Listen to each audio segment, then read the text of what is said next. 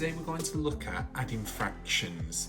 Now, the difference with these fractions that we're going to be looking at today is that the denominators are not the same. So we're going to be learning using the knowledge that we already have from equivalent fractions to solve this problem. So the question I've got here to sort of give us a bit of an explanation and an example is Peter eats 1/3 of a pizza. Farha eats 1/6 of the same pizza. Now, what fraction of the pizza do they eat altogether? So my big clue that I'm doing some addition right now is the altogether part of it. Now you can see here that the first piece that I've got is 1/3. Now I'm just going to represent 1/3 in this picture here. So I'm going to just colour in my 1/3 of it there. There you go. So we can see that's 1/3 in my picture. So on my page now, you can see my little bar there that I've coloured in. I've coloured in 1/3 of it. And what I'm actually trying to find out first is what do I notice about these fractions? How are they related? And so my immediate thing I look at is the denominators in both of them.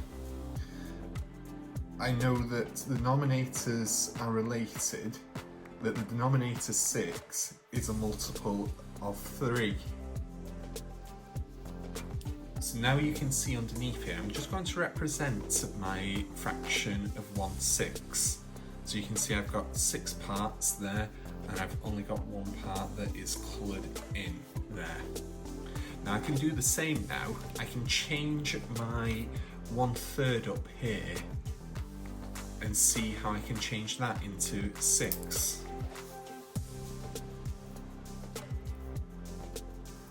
So now I know that my 1/3 is the same as 2/6.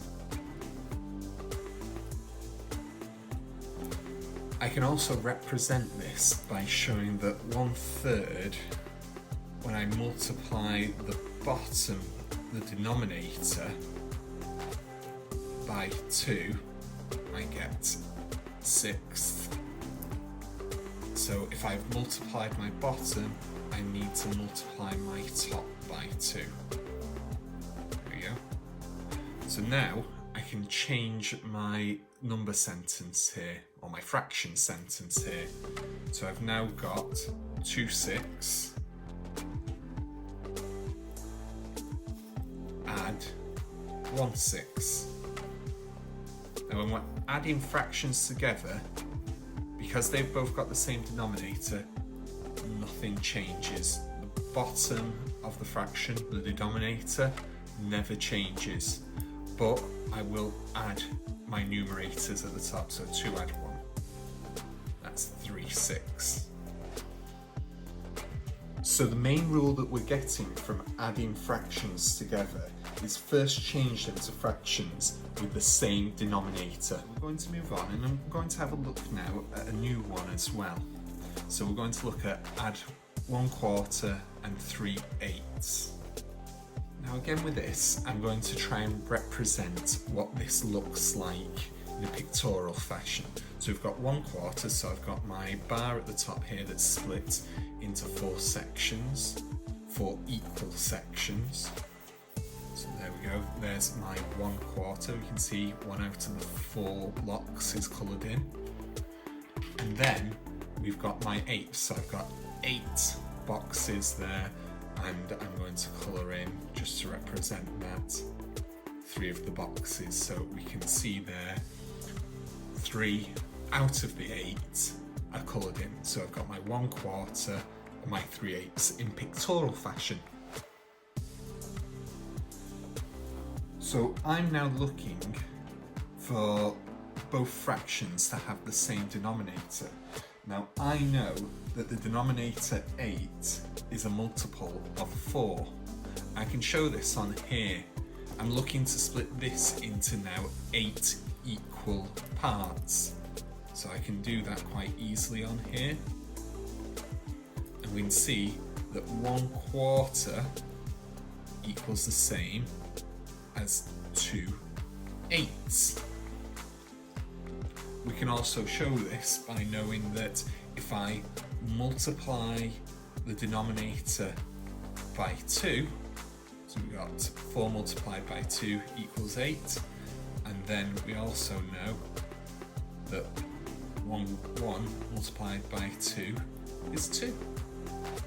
So now we've got the same denominators there.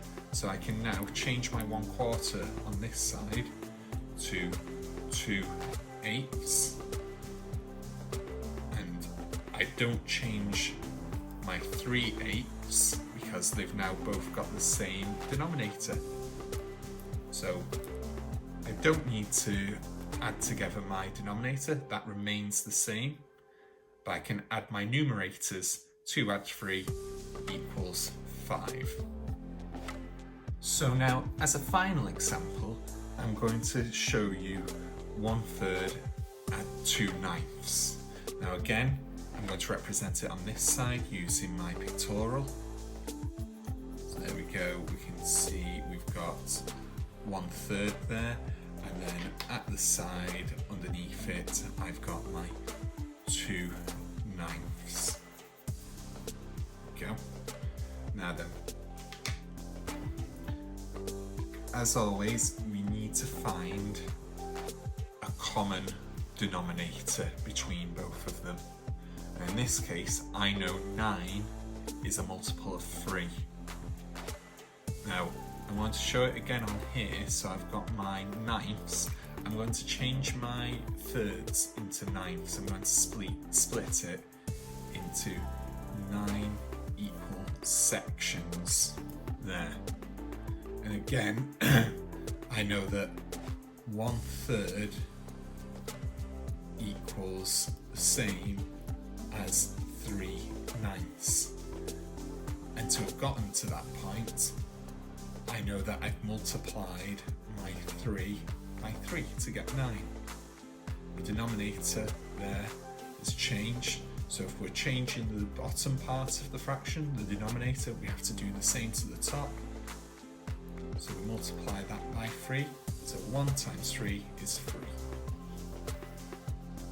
So the final step in this is now adding them together. So I can substitute my 1/3 for 3/9. So 3/9 add 2/9. So the denominator doesn't change, but we can see that the 2 and the 3, our two numerators, makes 5/9.